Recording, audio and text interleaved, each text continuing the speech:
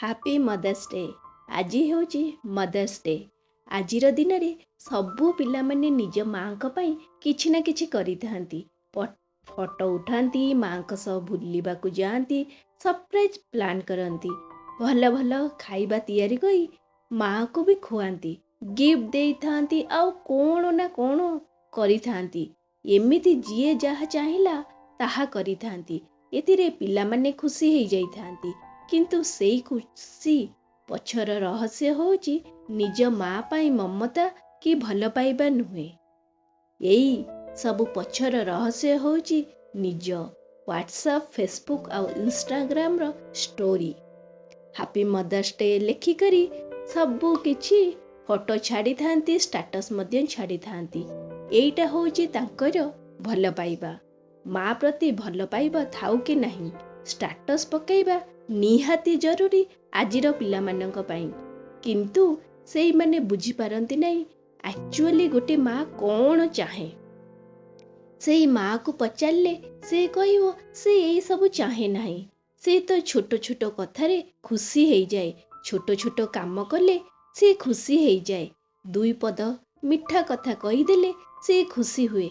ନୂଆ ଶାଢ଼ୀ ପିନ୍ଧିଲେ ତାକୁ ଯଦି ତାର ଛୁଆ କହିଦିଏ ମା ତୁ ସୁନ୍ଦର ଦେଖାଯାଉଛୁ, ସେଥିରେ ସେ ଖୁସି ହେଇଯାଏ। ବେଳେବେଳେ ମା ସଜେଇ ବାହାରକୁ ଗଲାବେଳେ ଯଦି ତାର ଛୁଆ କହେ ମା ତୁ ଭଲ ଦେଖାଯାଉଛୁ, କି ଏମିତି ବି କହିଦେଲେ ମା ତୁ ପୁରା ଆଜି ହିରୋଇନ୍, ସେଥିରେ ସେ ଖୁସି। ଛୋଟ ଛୋଟ ଜିନିଷରେ ସେ ଖୁସି ହେଇଯାଏ। ତାର ହାତ ରନ୍ଧା ଖାଦ୍ୟ ଖାଇ ତାର ଛୁଆମାନେ ଯଦି ସେଇ ଖାଇବାର ତାରିଫ ଟିକେ କରିଦେଲେ ସେଥିରେ ସେ ଖୁସି। ମା ପାଇଁ ଯଦି କିଏ ଶାଢ଼ୀ, ଚୁଡ଼ି କି ଫୁଲ ଗୋଟେ ନେଇ ଆଣିକରି ଦେଇଦେଲା ସେଥିରେ ସେ ଖୁସି। ଖୁସିରେ ତାକୁ ଟିକେ ବାହାରକୁ ବୁଲେଇ ନେଲେ ସେ ଖୁସି। ତା ଦେହ ଖରାପ ହେଲେ ତାର ଗୋଡ଼ ଚିପି ଦେଲେ ସେ ଖୁସି। ପ୍ରଥମ ପଇସା, ଚାକିରିର ପ୍ରଥମ ପଇସା ଯଦି ପାଇକରି 100 ଟଙ୍କା ମା ହାତକୁ ବି ବଢ଼େଇ ଦେଲେ ସେଥିରେ ସେ ଖୁସି। ବୟସ ହେଇଗଲେ ତାକୁ ପାଖରେ ରଖିଲେ ସେ ଖୁସି। ବୟସ ହେଇଗଲେ ସେ ଆଜି ବି ସେମିତି ପୂର୍ବ ଭଳି ସୁନ୍ଦର ଦିଶୁଛି କହିଦେଲେ ସେଥିରେ ସେ ଖୁସି। ଟିକେ ବୁଢ଼ୀ ହେଇଗଲେ ତାକୁ ହାତ ଧରେଇ ଚାଲିବାକୁ ନେଲେ କି ତାକୁ ଭଲ ଖାଇବା ଟିକେ ଦେଇଦେଲେ ସେଥିରେ ସେ ଖୁସି। ଏଥିପାଇଁ ମଦର୍ସ ଡେର ଆବଶ୍ୟକତା ପଡ଼େ ନାହିଁ। ଏଥିପାଇଁ ତ ଆମ ପାଖରେ 365 ଦିନ ଅଛି। ମା କିଛି କୁହେ ନାହିଁ, ମା ନିଜ ମମତା ବି ଦେଖାଏ ନାହିଁ। ଛୁଆ କଷ୍ଟ ଦେଲେ ବି ନିଜ ଆଖିର ଲୁହକୁ ସେ ଦେଖାଏ ନାହିଁ। ମା ସବୁ କଷ୍ଟ ସହ୍ୟ କରେ, କିନ୍ତୁ ନିଜ ପିଲା ଛୁଆଙ୍କୁ ସେ କଷ୍ଟ ଦେଇପାରେ ନାହିଁ। ତାଙ୍କ ପାଇଁ ସେ ମା ହେଇପାରେ, ଆଉ ମା ତାଙ୍କ ପାଇଁ ସେ ଦୁର୍ଗା ବି ପାଲଟି ପାରେ। ମା ସେଇ ପିଲାମାନଙ୍କ ପାଇଁ ନିଜେ ମରିପାରେ, ଆଉ କାହାକୁ ବି ମାରିପାରେ। ଶେଷରେ ସେଇ ପିଲା ଛୁଆଙ୍କ ପାଇଁ ସେ ନିଜ ଜୀବନ ମଧ୍ୟ ଉତ୍ସର୍ଗ କରିଦିଏ। ସେଇ ମମତାକୁ ନେଇ ଆଜିର ଏଇ ମଦର୍ସ ଡେରେ ମୁଁ ଆପଣଙ୍କୁ ଶୁଣେଇବାକୁ ଚାହୁଁଛି ଗୋଟେ ସୁନ୍ଦର କାହାଣୀଟିଏ, ଯାହାକି ଆପଣଙ୍କ ଆଖିରେ ଲୁହ ଯେମିତି ହେଲେ ନେଇ ଆସିବ। ଗୋଟେ ମା ତାର ଛୁଆକୁ ବହୁ କଷ୍ଟରେ ନିଜ ଜୀବନକୁ ଜଳାଞ୍ଜଳି ଦେଇ ବଡ଼ କରିଥିଲା। ତାର ସେଇ କଷ୍ଟ ରଙ୍ଗ ଆଣିଥିଲା।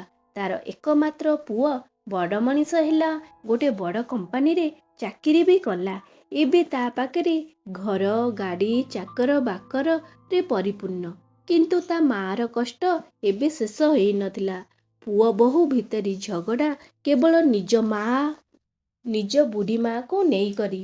ଶେଷରେ ନିଜ ପୁଅର ଖୁସି ପାଇଁ ମା ବୃଦ୍ଧାଶ୍ରମ ଯିବା ପାଇଁ ପ୍ରସ୍ତୁତ ହେଇଗଲା। ବର୍ଷର ଗୋଟିଏ ଦିନରେ, ମାନେ ଏଇ ମଦର୍ସ ଡେରେ ପୁଅ ମା ପାଖକୁ ଆସେ, ମା ପାଇଁ ଭଲ ଭଲ ଖାଇବା ସହିତ ଫୁଲ ତୋଡ଼ା ଆଣେ, ଆଉ ଫୋନରେ ଫଟୋ ଉଠାଇ ଷ୍ଟାଟସ୍ ଅପଲୋଡ୍ କରେ, ଆଉ ସେଠୁ ଚାଲିଯାଏ। ସେଇ ଷ୍ଟାଟସ୍ ପଢ଼ିକରି ପୁଅ ଖୁସି ହେଇଯାଏ। ଏମିତି ବହୁ ବର୍ଷ ବିତିଗଲା। ବେଳେବେଳେ ପୁଅ ମା ସହିତ ଫୋନରେ ବି କଥା ହେଇଯାଏ। ଗୋଟେ ଦିନ ଅଚାନକ ବୃଦ୍ଧାଶ୍ରମ ଲୋକ ଫୋନ କରି କହିଲେ ତାର ମା ଦେହ ବହୁତ ଖରାପ, ତାକୁ ଦେଖି ଯିବାକୁ। ପୁଅ ବି ମାର ଶେଷ ସମୟରେ ଦେଖିବାକୁ ଚାଲିଗଲା। ମା ପାଖରେ ବସି ପୁଅ ପଚାରିଲା, ମା ତତେ କ'ଣ ଦରକାର? ତାର ମା କହିଲା, ଦେଖେ ପୁଅ, ଏଠି ପ୍ରବଳ ଗରମ ହଉଛି, ରହି ହେଉନାହିଁ। ତୁ ଯଦି 3-4ଟା ଫ୍ୟାନ୍ ନହେଲେ ଗୋଟେ ଏସି ବି ଲଗେଇଦବୁ ତାହେଲେ ଭଲ ହୁଅନ୍ତା। ମୁଁ ଚାଲିଯିବା ପରେ ଏଠି ଯଦି ଫ୍ରିଜ୍ ଆଣିବୁ ତାହେଲେ ମଧ୍ୟ ବହୁତ ଭଲ ହବ। କାରଣ ଫ୍ରିଜ୍ ନଥିବାରୁ ବହୁତ ଥର ଲୋକ ଭୋକ ଉପାସରେ ରହିବାକୁ ପଡ଼ୁଛି।